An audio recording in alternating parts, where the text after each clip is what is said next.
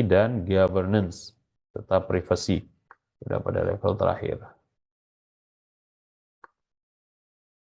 Oke, information asset dan infrastruktur dari organisasi itu constantly threatened ya, selalu atau cenderung diancam.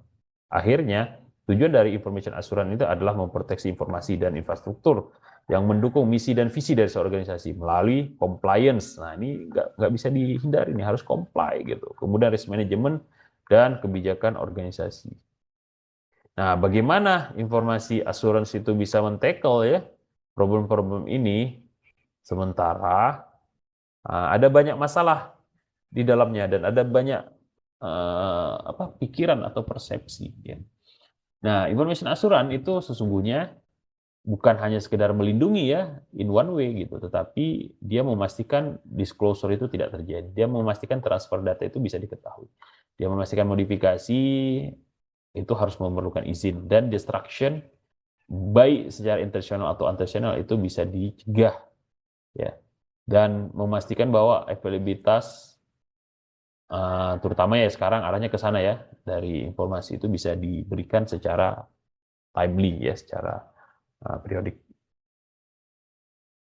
Ini life cycle-nya ya, life cycle dari information assurance, di mana dalam life cycle ini ya, pertama kita mau tidak mau harus plan ya, plan, kemudian do operation, kemudian kita lakukan performance evaluation, kemudian act improvement, dan begitu seterusnya.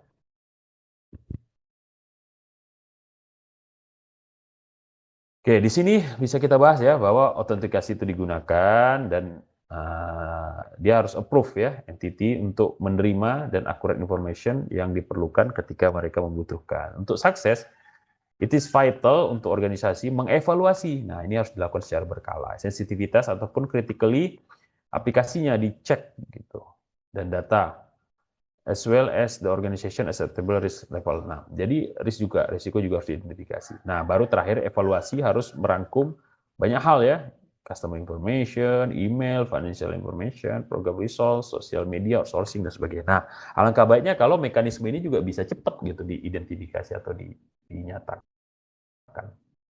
Nah, kebutuhan kita terkait dengan jaminan itu bisa dilihat dari 4 hal. Yang pertama adalah adanya sensitivitas ataupun criticality dari aset ya. Jadi harus dijaga nih, kalau nggak dijaga ya mau nggak mau dia menghentikan roda perekonomian dari organisasi atau perusahaan tersebut.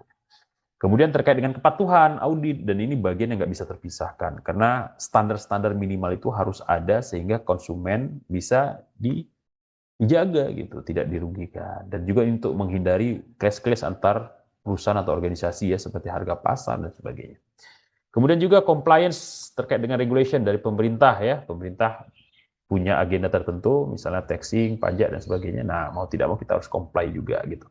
Masalah pemerintah menggunakannya dengan baik atau tidak, itu kita serahkan ke jajaran yang lain ya, pengadilan ataupun Mahkamah Agung dan sebagainya untuk memutuskan, serta perangkat-perangkat negara lain ya untuk mengidentifikasi. Itu silahkan, mereka bebas, mereka berhak. Ini ada masalah dan jangan sampai biarkan masalah ini berlarut di masyarakat. Ini bisa berbahaya. Yang terakhir ada providing competitive advantage ya. Jadi ada nilai lebih gitu dari information assurance ini. Oke, kita coba berpikir kritikal lagi ya. Di mana di sini organization board dari director itu punya experience ya dalam hal substantial change ya, change management lah ini.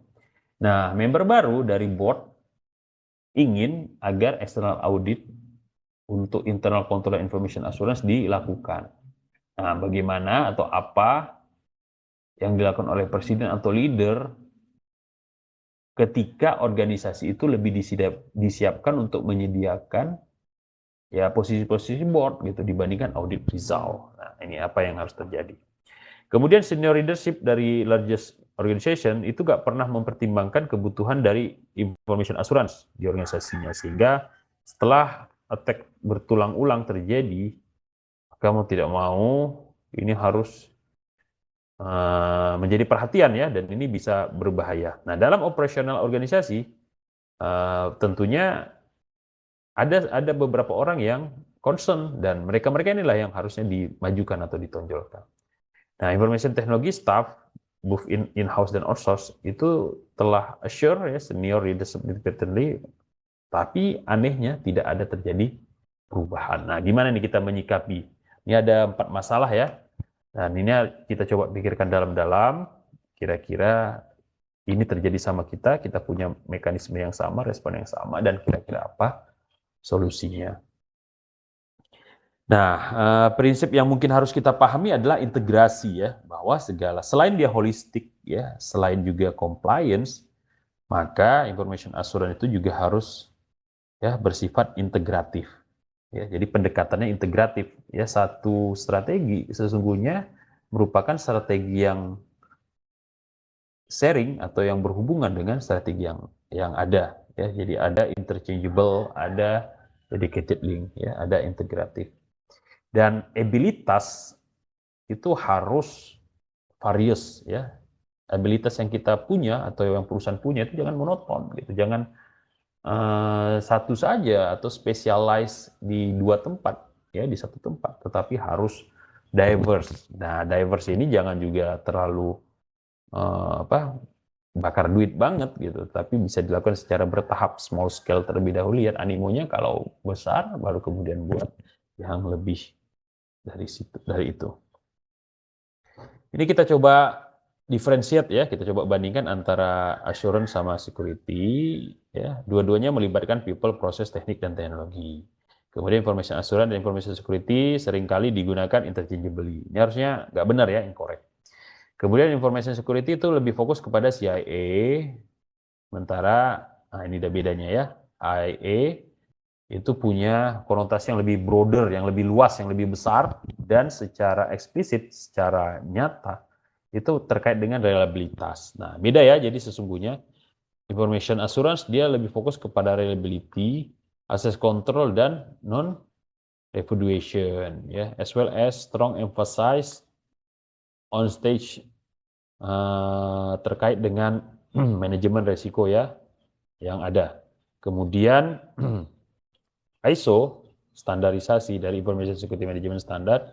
Nah, ini lebih align ya, lebih selaras dengan IA. Jadi manajemen itu bagian, atau standar manajemen itu bagian dari assurance juga gitu. Nah, security itu tentu memerlukan audit ya, dan juga tanggung jawab, juga kontrol akses, kerahasiaan, integritas, dan aset availabilitas. Kemudian keamanan itu juga harus integral, keamanan itu harus cost efektif, keamanan itu harus disupport dengan risk management, keamanan itu harus akuntabilitas, dan ini should be made explicit ya, jadi harus dinyatakan secara terang benderang. Dan keamanan itu bisa di-encourage melalui proses training dan juga campaign awareness secara berkala, dan dilakukan reassessment secara annually misalnya, atau secara semester, dan seterusnya. Kemudian security itu harus respect ya, ethical and democracy insight. Terus kemudian prinsip-prinsip keamanan yang basic, yaitu seperti choke point ya, titik-titik sentral atau titik-titik yang menguntungkan, konsistensi, kontrol of the periphery ya, perangkat-perangkat. Kemudian ada defense in deep ya.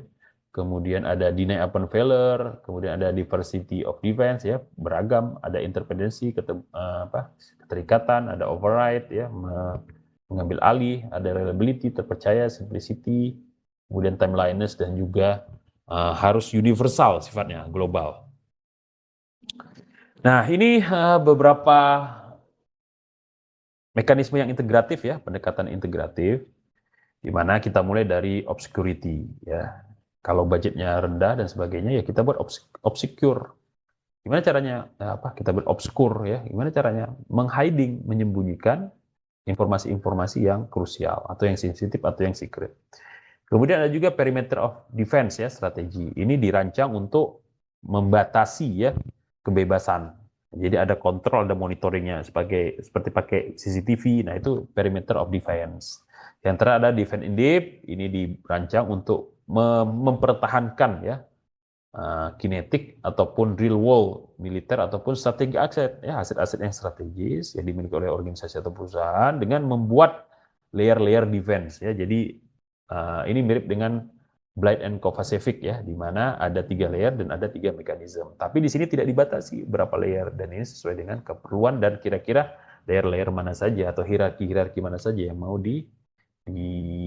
dirancang ya.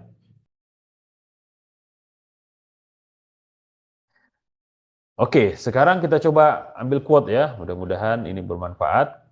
Yang pertama ya, kita ambil dari suhu kita ya, Bruce Schneider dalam buku Secrets and Lies.